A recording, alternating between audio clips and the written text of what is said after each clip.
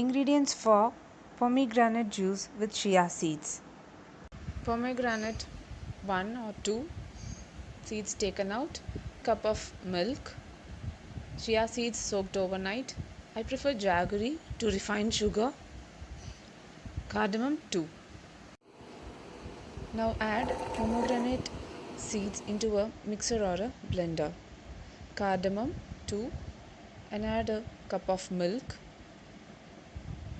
Refined sugar is optional for a healthy drink. I prefer using jaggery and blend it well. Now strain the juice into a bowl using a strainer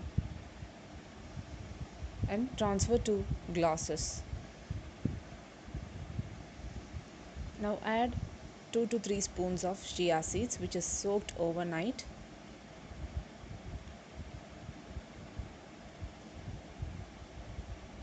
And mix it well. Now the nutritious and healthy pomegranate juice is ready.